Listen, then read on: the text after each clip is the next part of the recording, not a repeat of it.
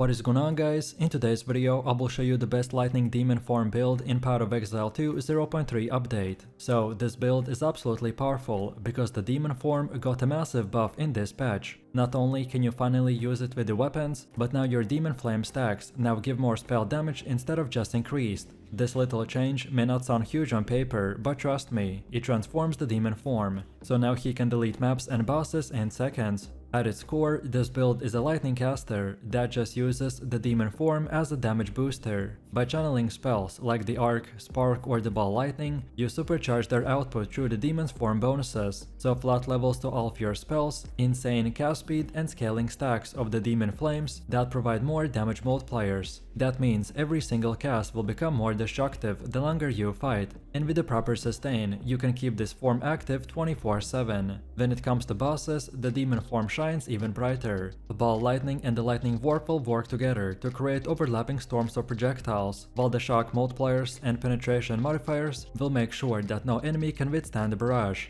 At the same time, mapping feels effortless, so sparks and chains crisscross across the screen. Then Orb of Storms keep the pressure applied, and Herald effects will ripple through the packs like a thunderstorm. Then defensively, you'd expect the demon form to be risky because of the degeneration, but actually this version turns that weakness into a manageable mechanic. We will stack spell suppression, get our resistances capped, and we've got a build that not only survives in the endgame but absolutely thrives. And remember, if you want to track this build, look up the best items, the skill trees and path of building, then check my link in the description.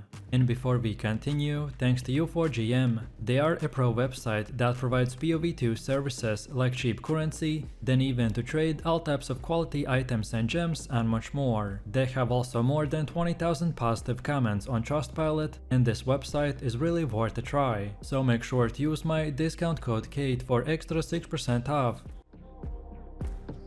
So let's break down the heart of this build, which are the active skill gems. The centerpiece of course is the demon form itself. We scale it with a cooldown reduction and supports like the second wind, to make sure that the transformation feels smooth and fluid. Once you're in the form, you want to stay there, because all of your real damage will come alive when those wings are out. Then for mobility and clearing, the lightning warp is your go-to. It's one of the flashiest skills in the game. You can literally blink into the packs and explode everything around you in a burst of electricity. The trick here is to scale its cast speed and efficiency so that it feels instant. And once set up properly, you're not just teleporting, you're actually chaining across the maps in seconds. Then next, the Ball Lightning is your primary nuke, and this is where the demon form really shows off. With supports like the faster casting, critical strike scaling and the projectile modifiers, each ball turns into a rolling orb of devastation. Then against bosses, the stacking multiple orbs with a war position will cover them in a constant overlapping hits, and against packs, the sheer density of the bolts will make it impossible for anything to survive. The Orb of Storms will serve as a secondary anchor, so drop it in a fight and continuously apply exposure while zapping around the enemies. This not only adds free damage but also ensures that your critical strikes feel consistent. We also make use of the Lightning Condiant through the cast on critical setup. Every crit will chain into additional bursts, by boosting your damage output even further.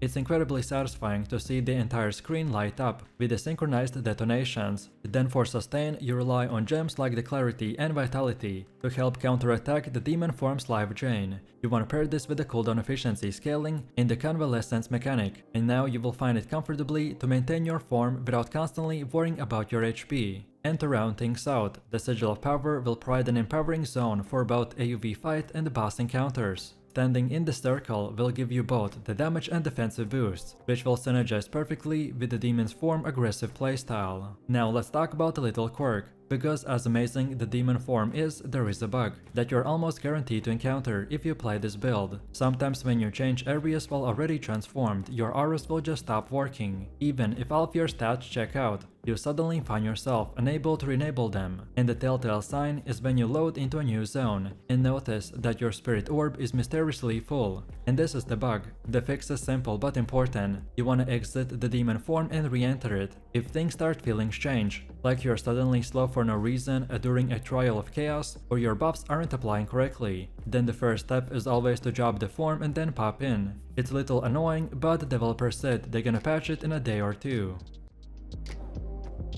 Then next up, moving over to the passive skill tree. The general goal here is obvious: stack as much lightning damage as possible. Nodes like the Breath of Lightning, Pure Power, and Electric Amplification will form the backbone of your scaling. These will ensure that your core skills, like the Ball Lightning and the Warp Conduit, will hit the kind of density that the demon form needs. On top of that, you're going to pick up the critical strike nodes. The crit not only pushes your baseline damage higher, but it also fuels the cast on critical setups to make your Lightning Conduit detonate like crazy. The synergy is beautiful once it all comes together. A key keystone you'll be taking is the Anchor of the Storm. This grants you a massive buff when your anchor is active, but it does come with a trade-off. You only need to deal lightning damage. That's not a problem for this build, since everything in your kit is pure electricity anyway. Just make sure to avoid items with a straight physical or elemental conversion, as that could mess with it. Then defensively, we will focus into Energy Shield Sustain. Faster recharge start and increased recharge rate will keep your energy shield coming back quickly between the bursts of damage. Combine this with the convalescence mechanic and this makes your defenses surprisingly steady, especially once paired with the regen gear. Overall, this tree is made to progress naturally through. You get your early damage multipliers, stack in crit chance as gear improves,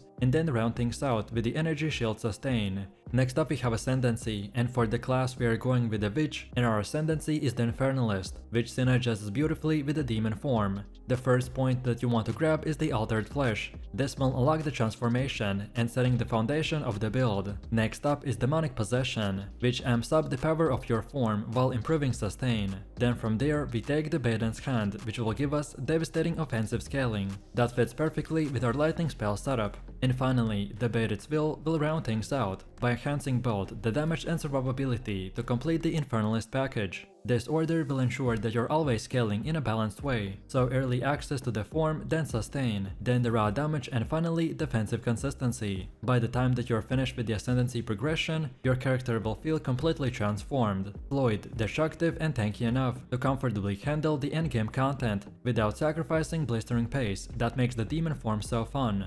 Now let's shift into the Atlas passive tree, because the endgame farming strategy is a huge part of any successful build. The Lightning Demon form build will thrive when you invest into consistent mechanics. In 0.3 that means focusing heavily on essences, strong boxes, harvest and delirium, as well as bossing nodes. The core of our tree will stay centered, with branches into the lower and the middle clusters. So on the left we will lean into the harvest and the essences for guaranteed crafting and dependable monster spawns. Then on the right, we will push into the strong boxes and the Legion expeditions, which will flood mobs with the extra mobs and the loot explosions. And on top of that, you will path into the bossing nodes that enhance the Conqueror, Maven, Elder and the Shaper content by ensuring that you can push through the progression while still farming profitably. The most important part here is that you're not spreading yourself too thin by clustering your investments, say for example Essence plus the strong boxes, so you will guarantee consistent encounters and steady currency, while still leaving the room to push the bosses whenever you feel like it. It's a flexible setup that suits both the steady mappers and dedicated boss hunters.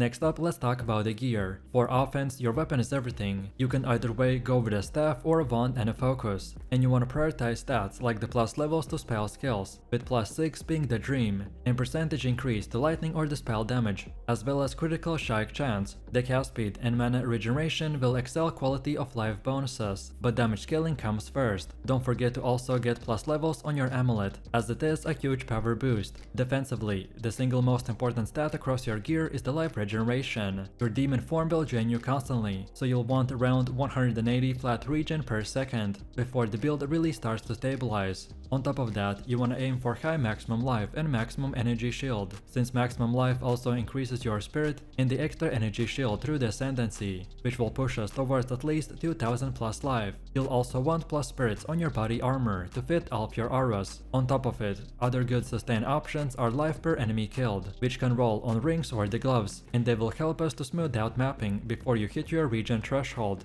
And also, don't forget about the chaos resistance. The chaos bypasses energy shield, so capping it is vital for our survival. Then for utility, you want to stack maximum mana and increased mana regen to support your heavy casting rotation. Around plus 50 spirit is mandatory as well, so you want to prioritize that on your amulets or armor. And finally, the cast speed round things out by making the entire build feel battery smooth. The gearing priority here is simple: secure a strong weapon first, then lock your sustain through the regen and the chaos resistance, and then polish off your setup with the spirit, cast speed, and defensive stacks. And now finally, let's see how to actually play this build. The gameplay loop is insanely fun. For clearing, you'll want to warp through the max by using the lightning warp, and chaining across the screen in the flashes of electricity, while the ball lightning will follow up with the rolling waves of devastation. It feels like you're just using 2 skills, and blinking from pack to pack by detonating them as you arrive. And then against bosses, your setup gets a little more deliberate. Start by dropping the sigil power to empower the area, then place down a couple of Orb of Storms for exposure and the steady debuffs. Once that's set, you want to weave in together the ball lightning plus the lightning warp by creating overlapping storms of projectiles, while simultaneously warping through them for the bonus explosions. If you made this build properly, then bosses will barely last long enough to respawn. The demon form itself should always be active. You will notice that stacks will climb almost instantly as you transform, and as long as you've hit your regen thresholds, there's no ever reason to change your form, except of course when fixing the bug that we talked earlier about. If you want to play this build, then you will be clearing entire screens with a blink, annihilating bosses in seconds, and looking absolutely incredible while doing it.